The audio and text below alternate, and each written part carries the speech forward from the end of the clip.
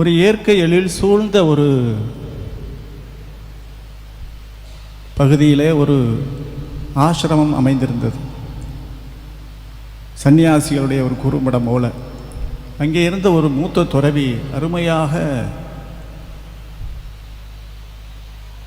மக்களுக்கு, வருகின்ற மக்களுக்கு அவர்கள் உள்ளத்திலே அவர்கள் என்ன நினைக்கிறார்களோ, அவர் உள்ளத்திற்கு தேவையான, உள்ளத்தை தொடக்கூடிய விதத்திலே அவர் என்ன செய்வார், இந்த வார்த்தைகளை ஒவ்வொரு நாளும் சொல்லிக் கொண்டிருப்பார். அப்போ மக்கள் என்ன செய்கிறார்கள், அவரை தேடி தேடி அவரை பற்றி கேள்விப்பட்டு அவரை தேடி வருகிறார்கள்.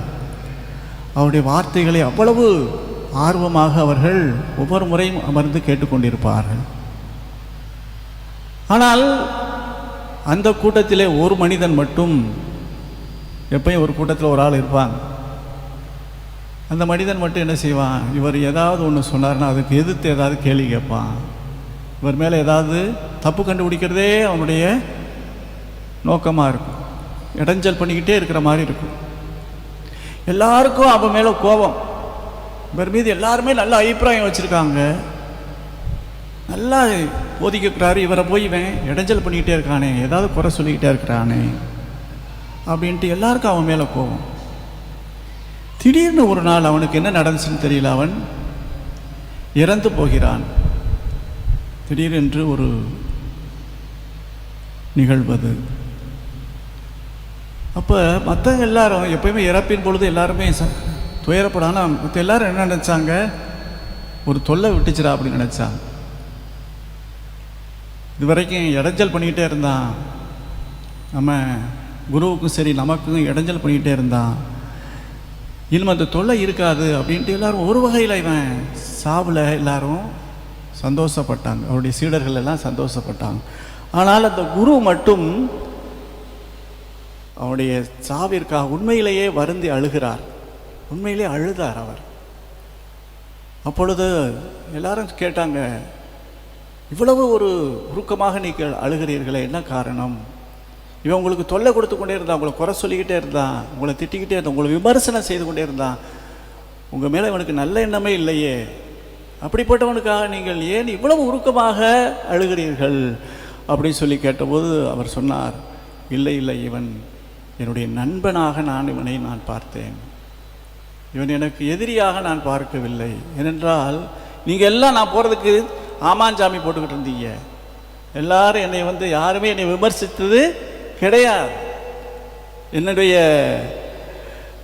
வார்த்தைகளை நீங்கள் அப்படியே ஏற்றுக்கொண்டீர்கள், யாரும் நான் சொல்லுவதை ஒரு விமர்சித்து ஒரு வித்தியாசமான பார்வையில் நீ யாருமே பார்க்க, இவன் ஒருத்தன் தான் அப்படி பார்த்தான், இவன் ஒருத்தன் தான் என்னுடைய வார்த்தைகளில் இருக்கக்கூடிய குறைகள் அது சரியாக, சில நேரங்களில் அவன் தப்பாக சொல்ல, ஒரு சில நேரங்களில் அது சரியாக எடுத்து சொன்னான்.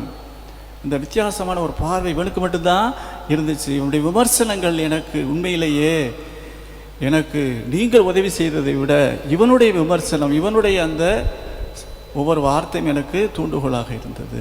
இனி அவன் இருக்க மாட்டானே, எனக்கு அது கிடைக்காதே அப்படின்ட்டு தான் நான் அவனை நினைத்து, அந்த இழப்பாக நினைத்து நான் அழுகிறேன் அப்படி சொன்னாராம்.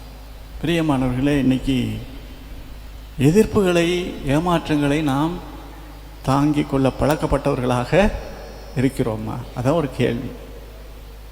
இன்னைக்கு எதிர்ப்புகள், நம்மை விமர்சனம் செய்பவர்கள், நம்ம எதிர்ப்பவர்களை, அவருடைய வார்த்தைகள் நமக்கு கசப்பாக இருக்கிறது, விமர்சனங்களை நம்மால் ஏற்றுக்கொள்ள முடியாது, வேண்டாததாக தான் நினைக்கிறோம்.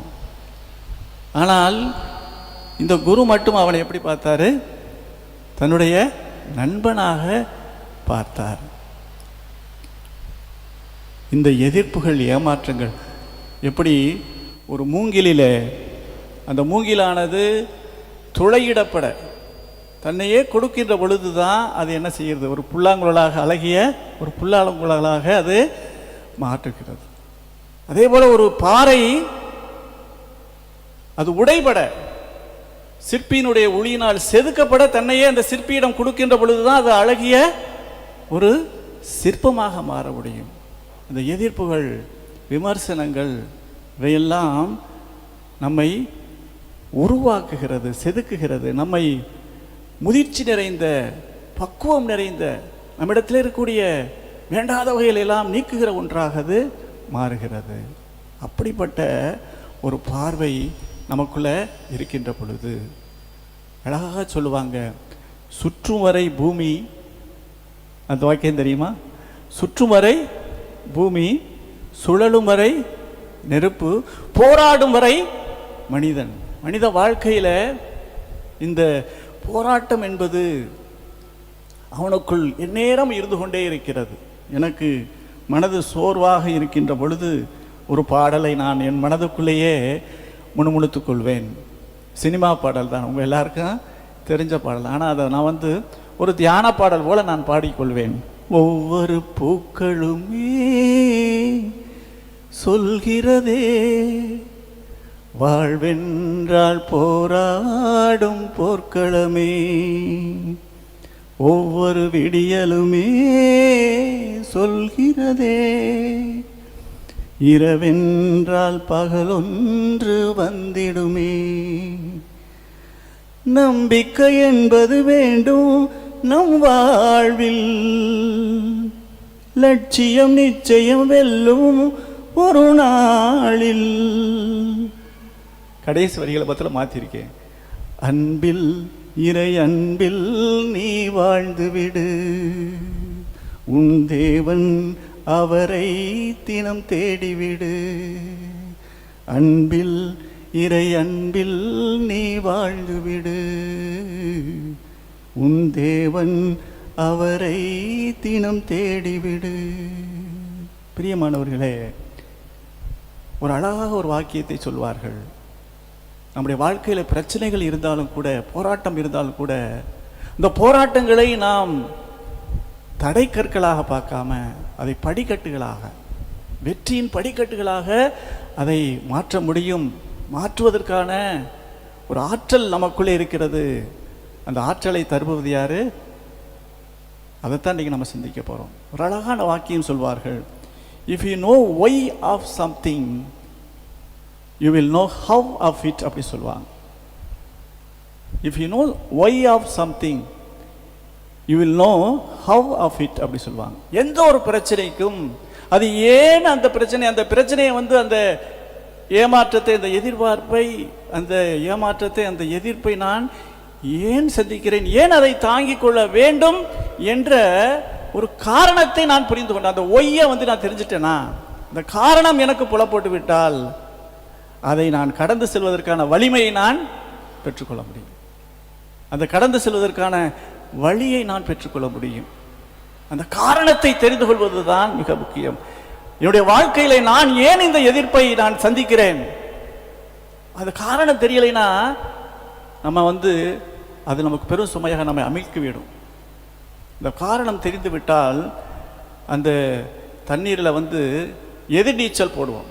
இந்த மீன்கள் என்ன செய்யும், புது வெள்ளத்தில் என்ன செய்யும், புது தண்ணி வரும்போது மழை பெய்யும் போது என்ன செய்யும்னா, உயிருள்ள மீன்கள், குட்டி குட்டி மீன்கள் என்ன செய்யும், அந்த நீர் எவ்வளோ வேகமாக வந்தாலும் அந்த நீரை எதிர்த்து நீஞ்சும்.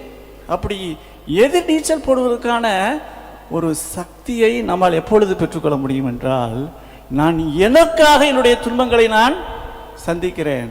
இந்த ஒரு காரணத்தை நாம் தெரிந்து கொள்ள வேண்டும். இந்த காரணத்தை தெரிந்து கொள்வதுதான் மிக மிக அவசியம். இயேசு சீடர்களை அழைத்த தொடக்க காலத்திலே அந்த சீடர்களுக்கு அந்த காரணமானது புலப்படவில்லை. அவர்களுடைய அந்த சீடத்துவத்தினுடைய அழைப்பினுடைய நோக்கம், எதற்காக இயேசு தங்களை அழைத்திருக்கிறார் என்பதை அவர்கள், அந்த காரணம், அந்த லட்சியத்தை அவர்கள் தொடக்க காலத்தில் என்ன செய்யலை, அறிந்து கொள்ளவில்லை. இயேசு பல முறை அவர்களுக்கு எடுத்து சொல்கிறார். அந்த லட்சியத்தை அவர் பல முறை எடுத்து சொல்கிறார். நான் பாடுகளை சந்திக்க வேண்டும், இந்த உலகத்தின் எனக்கு எதிர்ப்புகளும் ஏமாற்றங்களும் கொடூரமான அந்த பாடுகளை நான் சந்திக்க வேண்டும், இறுதியில் தான் அந்த வெற்றி உயிர்ப்பு இருக்கிறது அப்படிங்கிறத அவர் பல முறை எடுத்து சொன்னாலும் கூட அவர்கள் உள்ளமானது எதிலே மூழ்கி கிடந்தது, இந்த உலகின் சிந்தனையில், இந்த பணம், பட்டம், பதவி, இந்த உலகிலே சாதாரண சராசரியான அந்த ஒரு உணர்விலே அவர்கள் மூழ்கி இருந்ததுனால அந்த காரணத்தை, அவர்கள் அழைக்கப்பட்டதனுடைய அந்த சீடத்துவத்தினுடைய காரணத்தை அவர்கள் அந்த தொடக்க காலத்திலே அவர்கள் உணராது இருந்ததுனால திடீரென்று அவர்களுக்கு பெரும் ஏமாற்றம் வந்த பொழுது அந்த கெத்சமனி தோட்டத்திலே ஆண்டவர் இயேசு கைது செய்யப்பட்டு நினைச்சு கூட பார்க்கல. அந்த ஏமாற்றம், அந்த எதிர்ப்பு, அந்த நிலை குலைந்து போகிறார்கள். அவர் வாழ்க்கையிலே வந்த அந்த நெருக்கடியை அவர்களால் எதிர்கொள்ள முடியவில்லை. அப்படியே அவருடைய வாழ்க்கை ஸ்தம்பித்து போய்விடுகிறது. ஏனென்றால் அதுவரையிலும் அவர்கள் தான் எதற்காக இயேசு தங்களை மட்டும் அழைத்திருக்கிறார் என்பதை அவர்கள், இந்த காரணத்தை அவர்கள் உணராதவர்களாக இருந்தார்கள். அதனாலதான் அந்த எதிர்ப்புகள், அந்த போராட்டங்கள், அந்த நெருக்கடிகள், அந்த கைவிடப்பட்ட நிலை வந்த பொழுது அவர்கள் நிலை குலைந்து போகிறார்கள். அவர்கள் வாழ்க்கை ஸ்தம்பித்து போகிறது.